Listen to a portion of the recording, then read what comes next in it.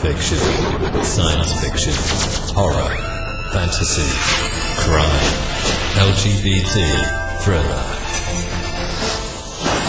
You have now entered the House of Mystery with your hosts, Eric Shapiro, David North Martino, John Copenhaver, and Al Warren. Heard on KCAA 106.5 FM Los Angeles, 102.3 FM Riverside, and 105.0 AM Palm Springs. Today, speaking of fires, we got a hot author on today. And he's from Toronto, another Canadian. So this is a Kanakistan interview today. Oh, wow. Yeah. So, Mr. David Darlin, thank you for being here. Hi, guys. Hey, thank you for having me. I'm glad to be here. So, Dave, where did it all start for you? Well, my mom met my dad in 1957. And Wow. From there, it just took off, I guess. No, but I just wonder, okay, I always like going into kind of a history of someone. And now you've got 3 books out, I believe, right? On November 30th, my third book will be published, correct? Right. So you haven't been doing this your whole life. What made you change what you were doing in your life and actually go into the writing world? 3.5 years ago, I had an accident and ended up needing some surgery on my shoulder. And as I was recovering, I was reading about a novel a day. I've always been a prolific reader, and turning around, I was just devouring books as I was recovering. And then one day I read a book, and I'm not going to name the name or title. However, it was, I think, horrible. I couldn't get into it. I thought it was garbage, and I put it down. I didn't want to waste my time. And my words set my path. My words were, I could write a better book than this. And I had several more weeks off recovering, so I decided, hey, what else am I going to do? Let's do this. So that's how it all started. Well, that's interesting, but did you already have confidence enough in your writing itself? Absolutely no. Nothing to speak of, really. I had a grade 12 English class where we did creative writing. So that was several decades ago. And I was going to say, what was that, back in the 70s or something? We had a chisel and our work onto stone tablets back then. Yes. Well, no, but what I'm trying to get at is what was it that made you brave enough? What I always call this courage, because there's got to be a lot of courage in someone that spends their life doing, one or two things, or spending their life doing whatever career they're in. And even if they get into an accident or something stops them, and you're going to have to do something else, and you might really love reading, you might also love playing guitar, you might doing all these things, but you never went to be a rock star. So what is it that gave you the courage, or was there something that happened that made you think, okay, I could actually publish this. This is good enough? I grew up in Ajax, just east of Toronto in Ontario. And one of my buddies, a close friend, his name is Jonas Saul. He ended up moving out to British Columbia and traveling around. So we lost touch for a few years, about 10, 15 years. And then we discovered each other again on Facebook. And one of the few things I enjoy about that social media. And I turned around and I asked him what he's doing. And lo and behold, he's been writing.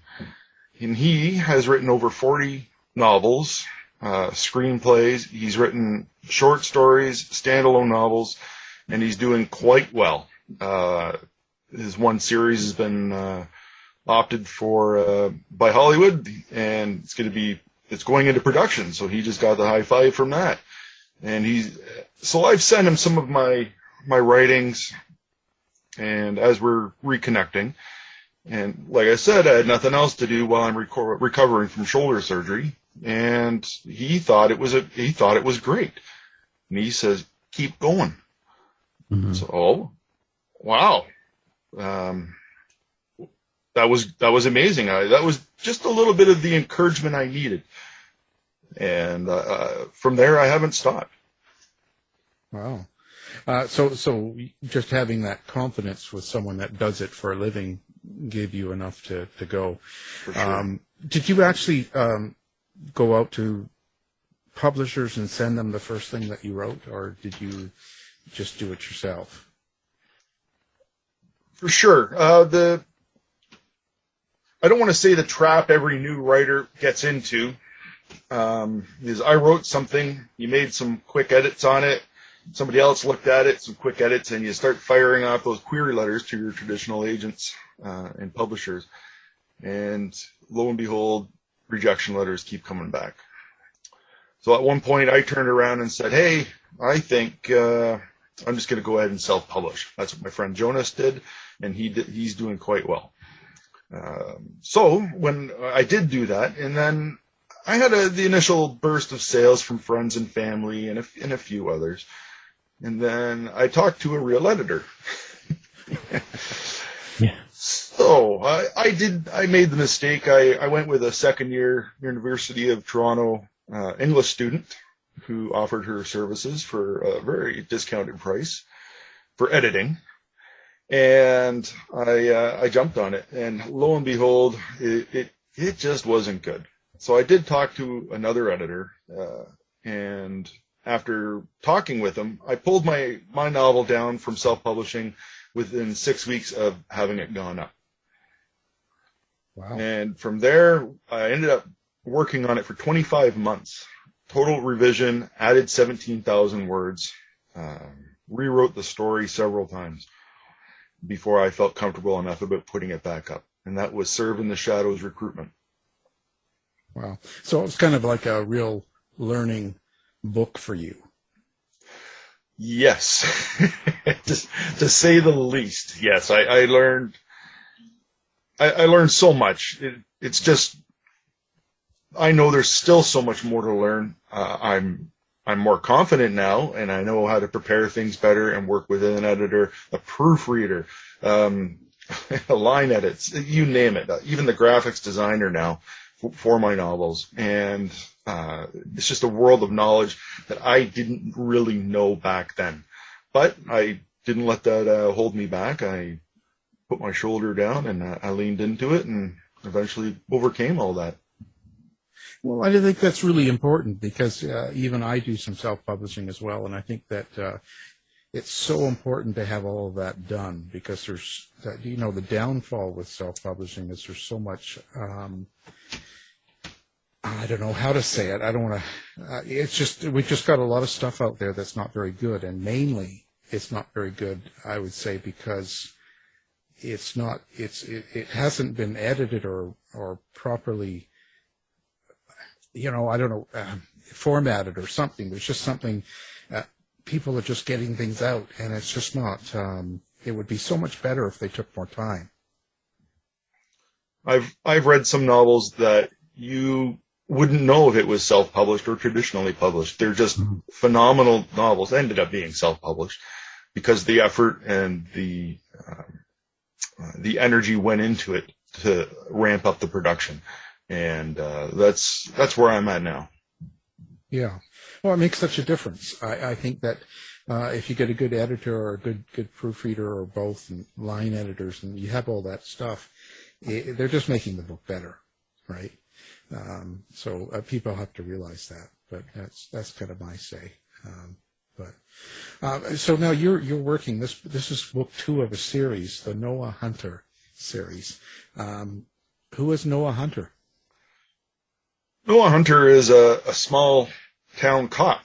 I went the route of Stephen King and created my own small town. Instead of in Maine, I'm using Wyoming. And the town's name is Arrow Point. And it's, if people need to know where it is, it's roughly about 22 miles west of Casper, near the capital, Cheyenne. So and from there, the small town needed a small police force, and that small police force had a sergeant named Noah Hunter. But I have to say, when you have Noah Hunter, how do you get into that character's head? Or let's talk about your character. Is this someone that you've met before, you've seen? Is it kind of you in a place that you'd like to be? Where does this character come from? I wanted a character that was your average person doing an average job. He's nothing special. He's not a CIA operative with the whole government behind him with all their resources. He's not an army personnel. He's just a police force officer. He's a sergeant. So, however, he has one determination that I am envious of, and that's one character that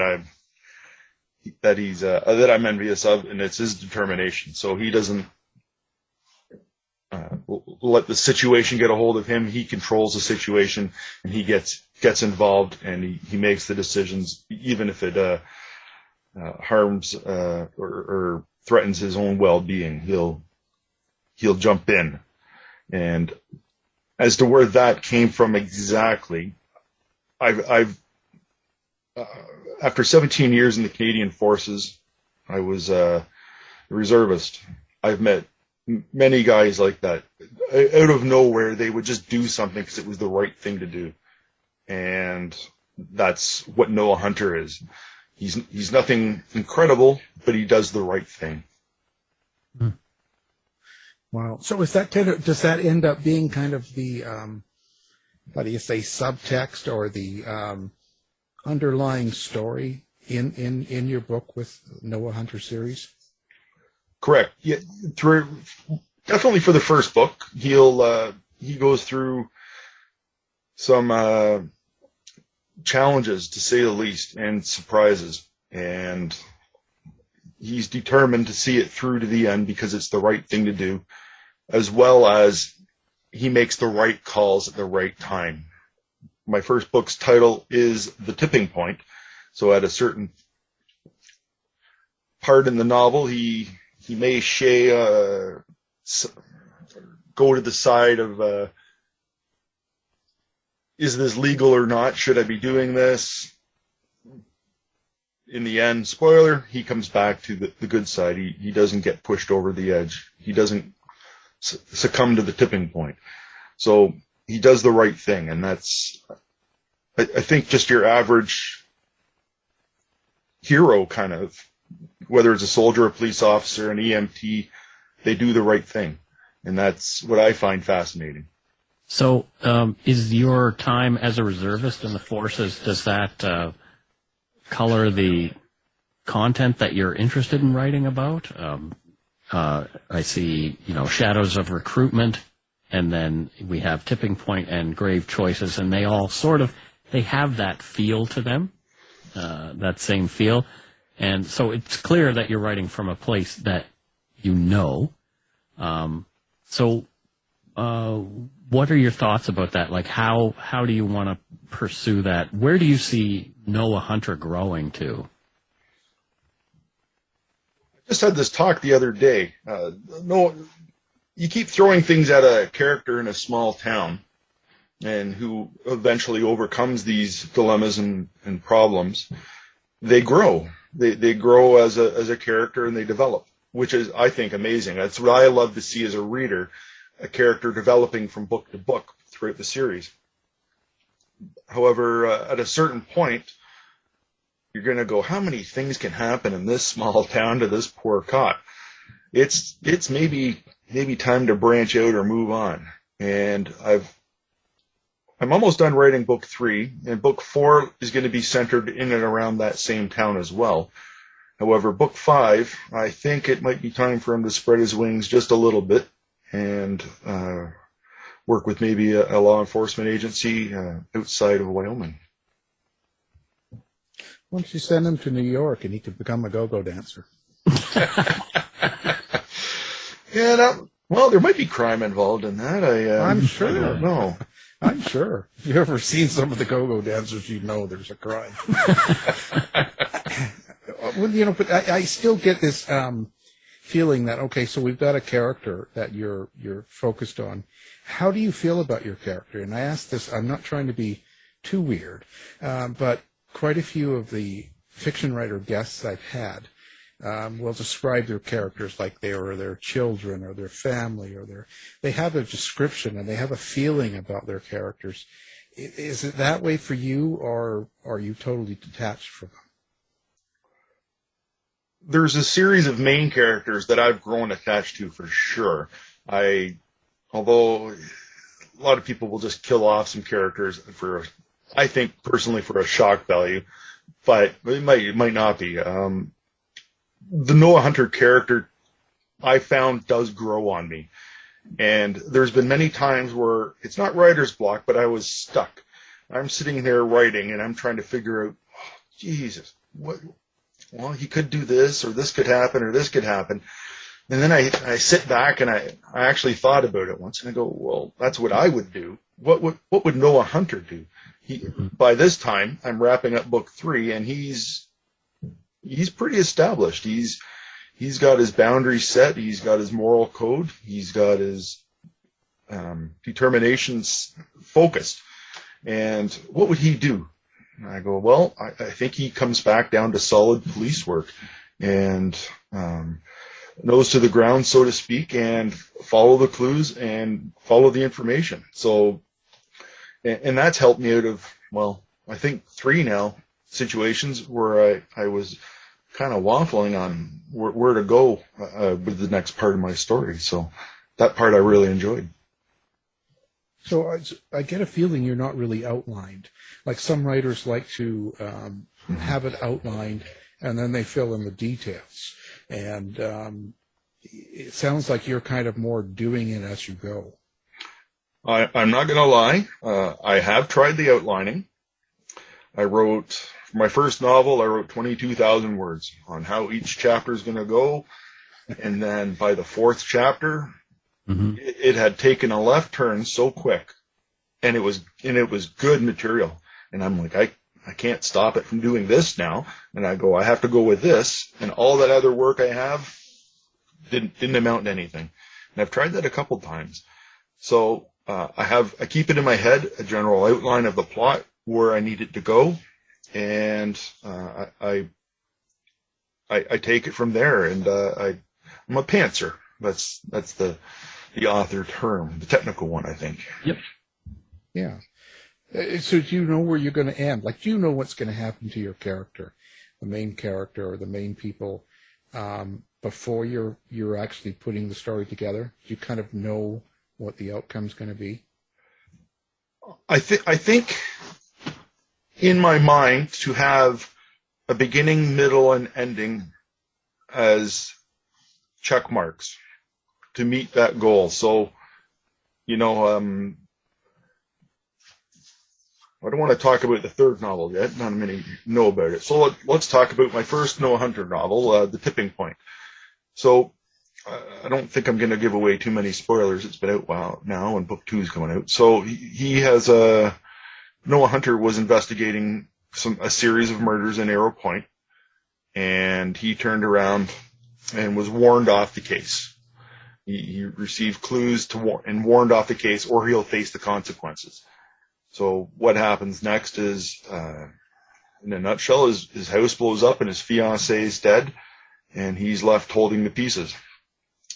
And then he finds out who was behind it. It ended up being a mafia family from Chicago and organized crime, and he goes after them. So I had the whole first third of the book written in my head almost verbatim. And then I met that one checkpoint, and I go, this is the turning point here. And then I kind of write to the next point, the major point that keeps me happy with the way things are going to end up going throughout the novel. And then I work from the 2/3 mark, I work to the end, and I meet what I've already pictured in my head. And it doesn't always quite turn out that way, but that's the goal. They didn't kill his dog, did they? No, I would not do that. Good. Yeah. Well, I was, I was thinking Canoe Reeves, it's like, Yeah. Yo, yeah. Speaking of Canadians, yeah. Yeah, there you go. When you do this, but does these books stand alone in the series? Like, could someone pick up just book 2 without having read book 1 and they'll still get a good story? Correct.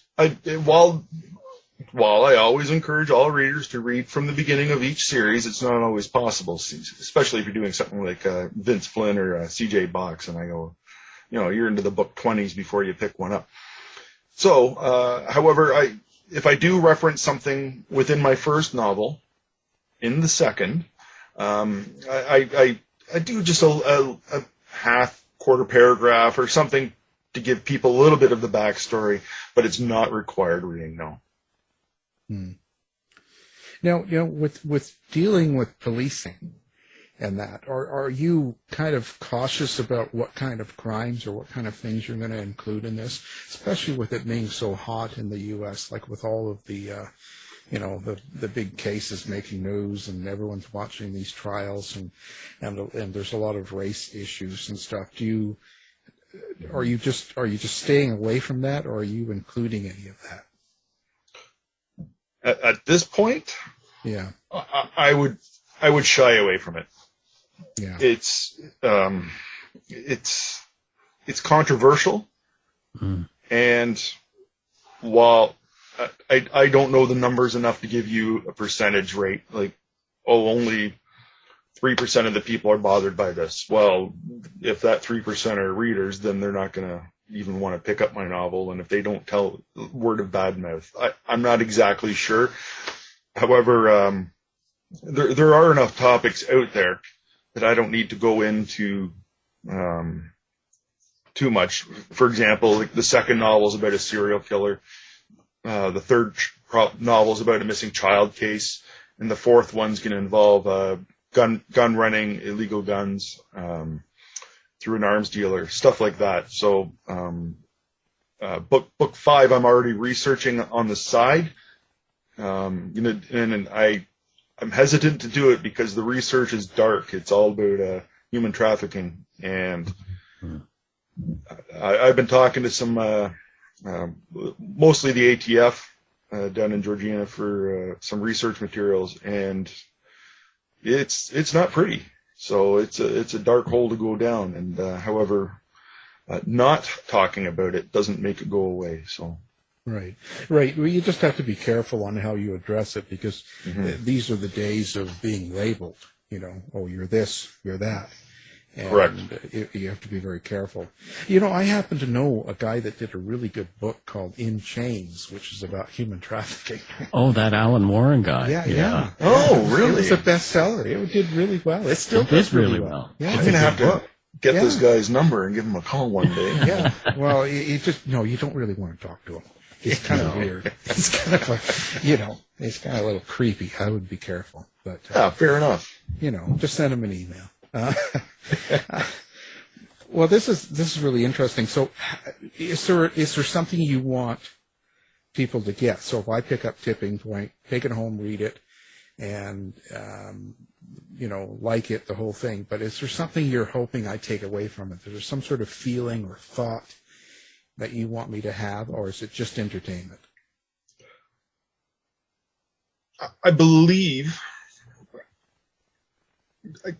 again, with the political situation of the United States last administration, and certain things going on here, even in Canada, I don't want to be labeled anything untoward. However, I'm a firm believer in justice matters, and for that to occur in a book, the guy is held accountable, or it's dealt with quietly, but it's dealt with. For me, I find that more important than a cliffhanger type novel where I have to wait for book 2 or 8 to finish off what's going to happen to this guy. Well, and I think that's important. For me, I think there's a lot of people that feel the justice system in both countries and the UK even at times doesn't always serve well in the people's minds. They feel like, well, that isn't enough. How come this guy got 10 years for selling pot and then this guy murdered someone and he's out in 3? Right? There's always these people talking, and a lot of it might be exaggerated, but I think there's a lot of people that aren't always happy with the way things turn out in the justice system. So in a way, having a book where it kind of holds, like who did it, the crime, whatever it is, and you hold them accountable, I think that's sort of gives you a kind of a completion sort of feeling, like a feeling of satisfaction from that. Mm-hmm. That also leads back into, do you need to read the second book or the first book? No, you could read the second book without having to read the first book. It's almost entirely complete in itself. Can you sit down and kind of go, okay, well, today I've got, from 10 to 2, so I'm just going to sit down and write. Like I have nobody in the house and the dog's sleeping, so I can write. And can you just sit down and turn it on, or do you have to be in a certain mood? Well, I write 7 days a week. At first, after I went back to work after my shoulder surgery, I continued to write. And then I found I didn't have enough time in the day to really get into it, but I wanted to still do it. So I gave up a few things. TV. I don't really watch TV much anymore. Maybe an hour show a week with the wife to bond, I guess. And I set my alarm earlier. Instead of waking up at 6, I get up at 5 o'clock every day now. I have my coffee. It's quiet. And there's nobody around. It's really quite horrible. Oh, good times. And I get a lot of writing done then. And before bed, I'll sit down for an hour and write again. Mostly, it's just when I can and where I can. So I'm the same as you. I do that. I'm up early and I write near bedtime as well when I'm alone, except for the dogs. I'm still in bed just now. Yeah. Yeah, he'll have breakfast after the interview. Oh, good times. Exactly. It's often true. Well, I mean, we all do what we need to do. I just find it interesting. But do you have, okay, so the last couple of years, and we kind of touched off, you said something about the last administration. There was a lot of hairy, sort of scary times over the last 4 or 5 years. And then with the pandemic and with, no mask rallies and all these crazy things going on. With that going on outside your door, does that sort of affect your feeling? And when you write, does it kind of get in the way? I do know one thing, for the most part, no, it doesn't affect me when I'm in my own little tiny world. It's just me and my laptop. I'm sitting in my comfy chair and I'm typing away, wondering what else is Noah Hunter going to get into. One of the things I'm concerned about, and I know a lot of authors are, is do I introduce or have the pandemic within my novel? How will that play out? And I still don't know if I'm going to do it or not. Mm-hmm. Yeah. I think it's one of those things that you can avoid safely right now, because the thing is, I don't think we know how it's going to end. I don't think we know where it's going. Like when you're dealing with, I do older stories and crimes that happen, we kind of know what's happened in that time. We know Hitler lost, let's say, Right. You can get, it could have, yeah, he did, really. Oh, no. Yeah, he went to the moon. Okay, he's hanging out in the moon with yeah. aliens and all that. JFK too, I think. Yeah, reptile. Yeah, JFK Jr.'s coming back. Too soon, guys. Too soon. Yeah. Oh my God. Sorry. If that's what you believe, that's what you believe. I'm not here to say. No, I'm not sorry. If you believe it, you're crazy. I'm over trying to be polite now. I'm just over it because it starts to get into the way of our lives, our just our sanity. We've got enough to deal with. We don't need these insane people spouting out. I'm just over that one. I'm just over it. I was so held my tongue for a couple of years. Oh, you don't want to get into that. You know, they won't listen to your show. They'll call you names. It's like, I'm over it. Call me names. It's just crazy. But having said all of that, and it's my opinion only, so send me the hate mail. I enjoy it. But so I would stay away from something like that because you could get it wrong. You don't know what's coming down the pike, so to speak, right? So right now, my mindset is, as a reader, I like to read a novel to escape. I don't want to say reality, or take my mind away from things, or enjoy an adventure that I can't go on. And when I'm reading about somebody having an adventure, still dealing with all the problems that I have to deal with every day, wearing masks or getting a fifth booster shot, like, it's just, I don't think that'd be something I'd want in a novel as a reader. So that's where I'm leaning right now as a writer, to not include that. Yeah. No, that makes sense. But, having that darkness outside your door, so you have zombies outside your window when you're sitting in your chair typing. Of course, yes. But do you think that makes your writing get a little darker? Maybe even without knowing. Because I think a lot of things go on in the world around us. Like, when you talk to people that really know serial killers, for instance, from 60s and 70s, they were saying, well, you had a lot of people that were kids of parents that came back from the war, the way their dad treated the son type thing as growing up. So like Peter Vronsky, he talks a lot about that. And it might be true, but at the same time, then what are the kids that we're creating now? So if this society has this kind of effect on the people around us, do you ever think that maybe it has an effect on you as a writer without you really knowing? Like, would you look back in 10 years and kind of go, and you start looking through Tipping Point and you go, ooh, I guess I was a little bit angry here or something. I'm just throwing that out there. Do you think it affects you in that way? As a whole, no. Where I am with my friends and family, and I'm not experiencing, and never really did experience a horrific series of deaths, restrictions. We did have to wear masks. Could we go out to the bars and pubs? No, we couldn't. However, I'm 51. I'm not going out to a bar and pub anyway right now. I like being in bed by 9. So, did that affect me in that regard? Yeah, I had to stay home more. What did I get from that? For me, it gave me more time to write, and I'm certainly taking advantage of it. I wrote 4 novels last year, and I'm on track for 3 next year. So, well, things are looking up. I mean, they freed Brittany. Yeah, you can't go wrong with that. I mean, hey, things are looking up. Things are getting better. Poor girl. Yeah, the poor girl.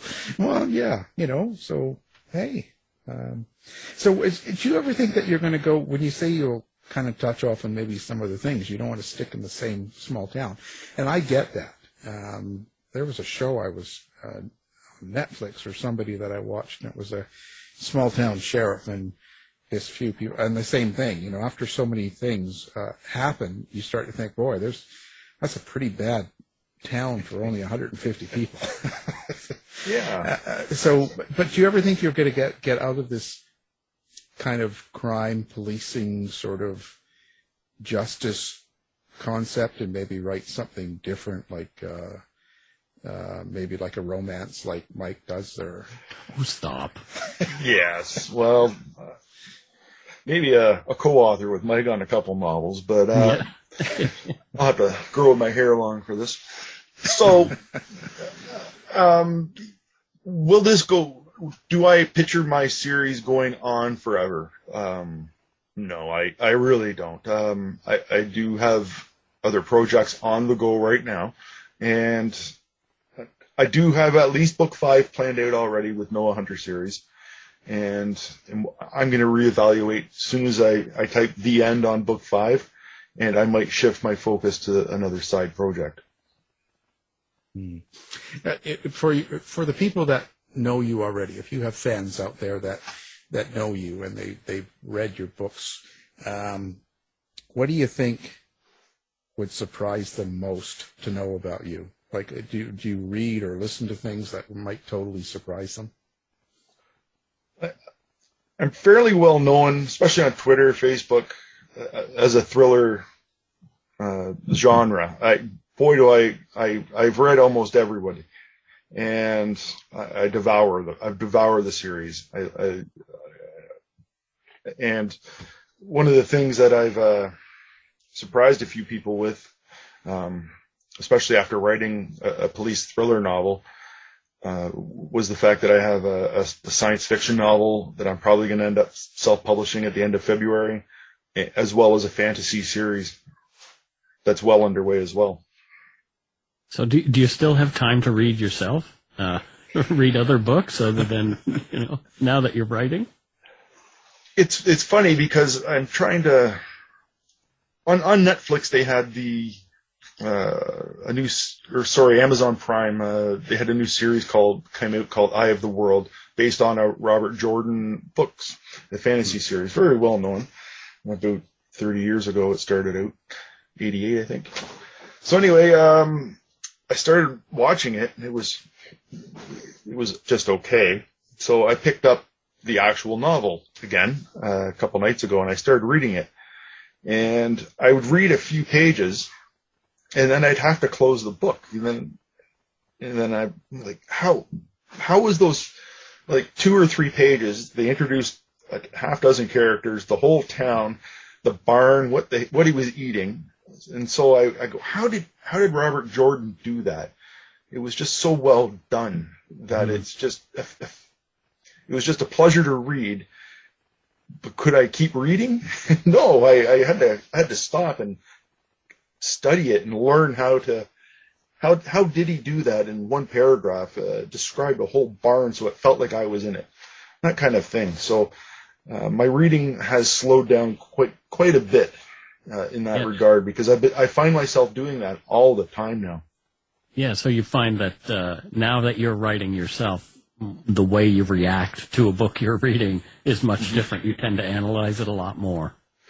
For sure. And I've also discovered that I'm really good at spotting errors in anybody's novel anywhere except my own. It's just it's like a gift, really. Yep. Yeah, I could pull any of my books off the shelf, flip around, and I could find something that's just not quite right, and then I could read my own manuscript 12 times, and then somebody picks it up in 3 seconds. They go, "Oh, did you mean to say this?" And I'm like, yeah, thanks. It's the worst when you're doing your audiobook and then you're realizing, oh, this has been through editing like 15 darn times, and oh no, here's the mistake. Oh no. I have to say this, but I know it's a mistake and it's already gone to the printer, so oh well. Oh boy. Well, Daniel Silva had a book out, what was it, last year? Chapter 13, the title of the chapter was called Switzerland. It went through Daniel Silva, one of the world's best writers, I think. And right now, nobody checked the title. It was spelled wrong. He spelled the word Switzerland wrong. So how many people did that go through? Yeah. So it happens. I know it happens, but every time something gets pointed out, it's like a knife being twisted in my guts a little more. You're like, oh, geez. So... Yeah. Oh, yeah. We all know that. I'll actually look through your book and I'll let you know. Oh, thank you very much. Oh, I can't wait for that email. No, I'll post it online.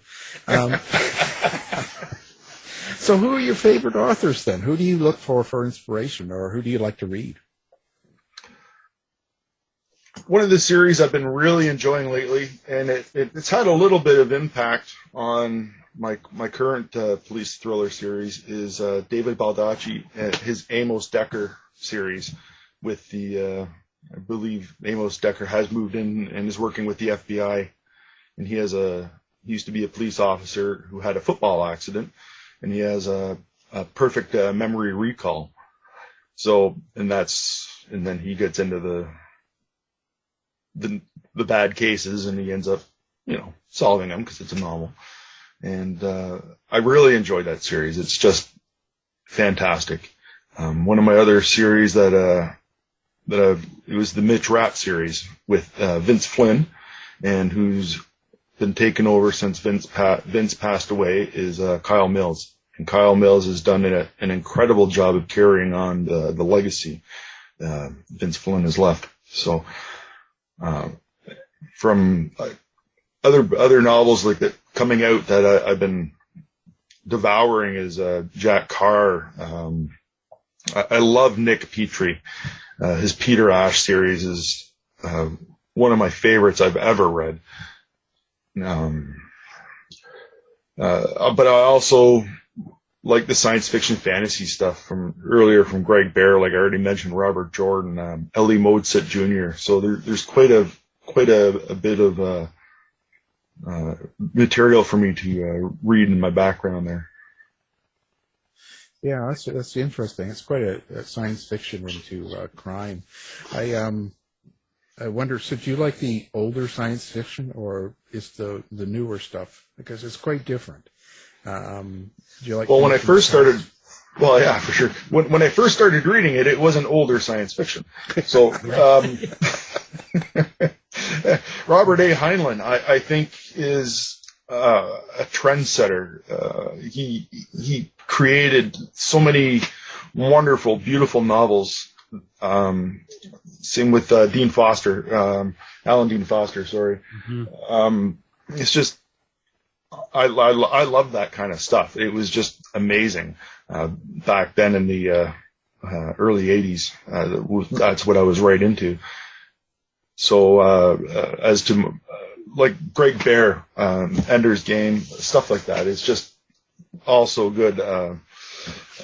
It seems to be I don't want to say a dying genre. However, it's not as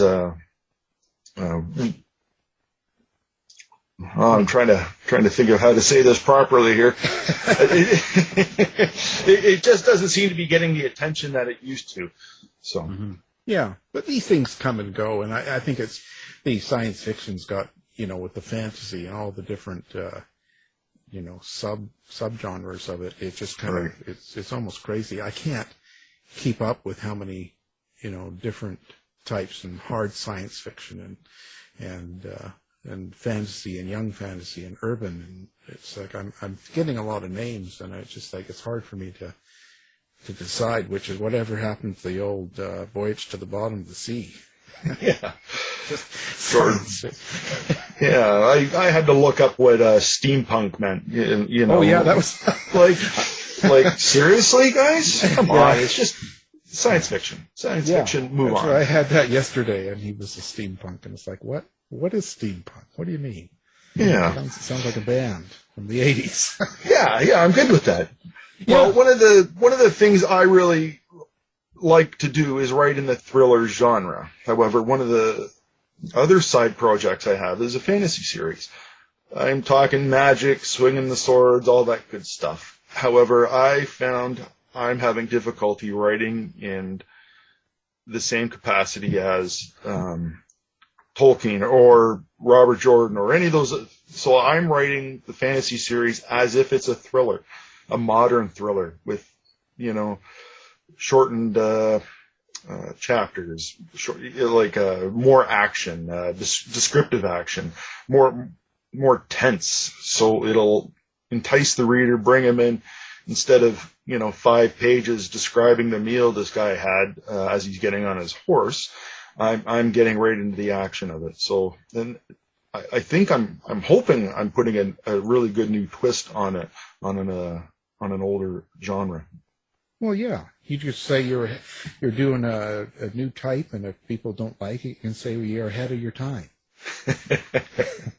But when you get into fantasy and science fiction, I always like to find out from writers like that, are you using old rules or standard rules, or where do you get your rules from? And I mean that in the sense of, let's say, magic, werewolves, vampires, like all these different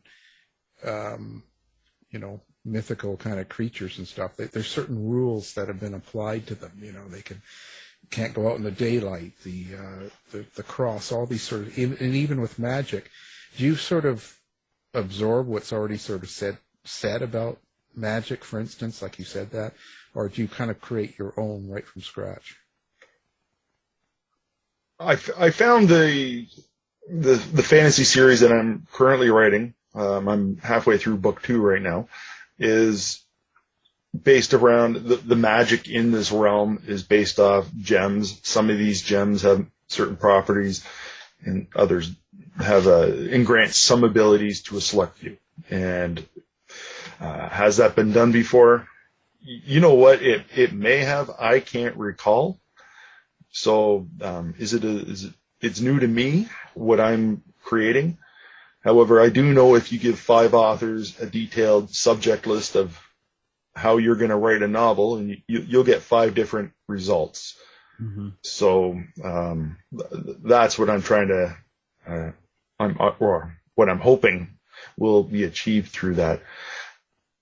As for, the rules set by vampires and whatnot, well, maybe he's an atheist. The cross doesn't work on him. Exactly. I like that. Sure, why not? I can go with that. Sure. I'm for that. There you go. I'd like to see that. Well, the good part is it's my world, whether it's a police thriller novel or a science fiction or a time travel novel coming out in February. It's my world. I can do what I want in it, and hopefully the reader will like it and follow me along for the journey.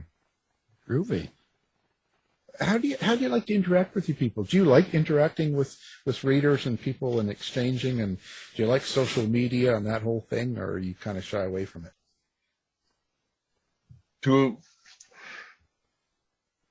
I'll take it in 2 parts.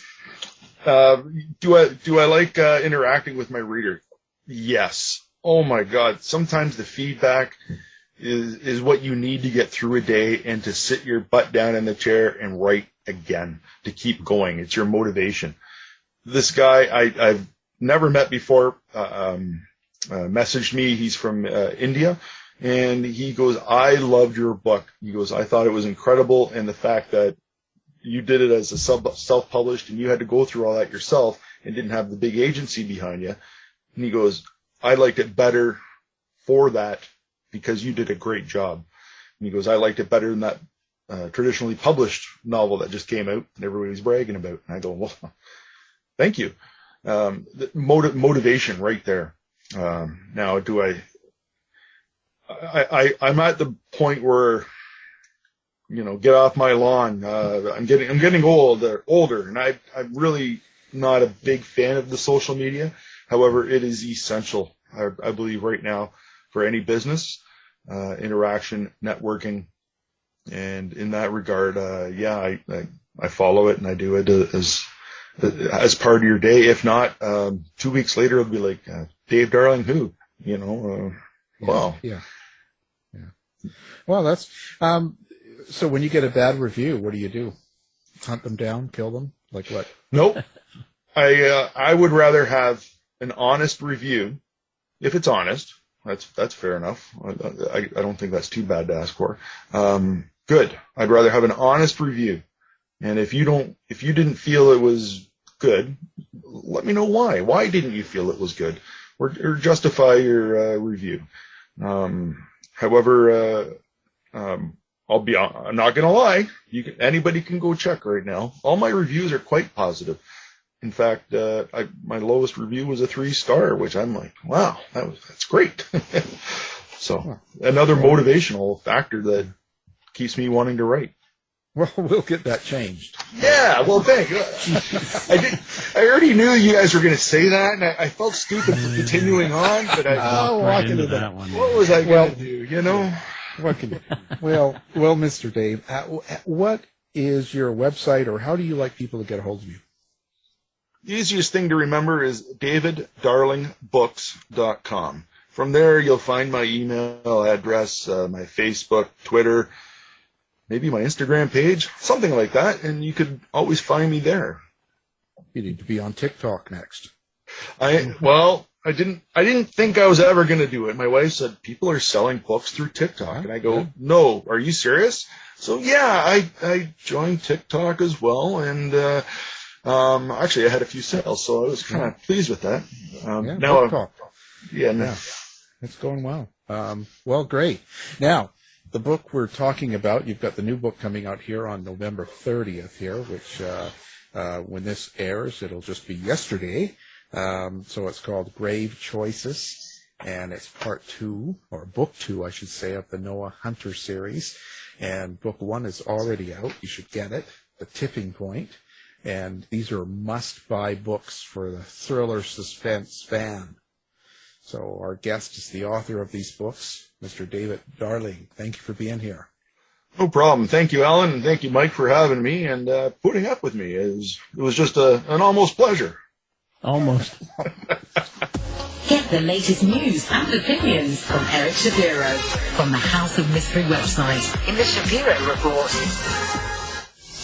To find out more about our show, guests, or to listen to past shows from our archive, please go to www.houseofmysteryradio.com. Show's over for now. Was it as good for you as it was for me? Well, good night. This has been a production of Something Weird Media. I'll be back.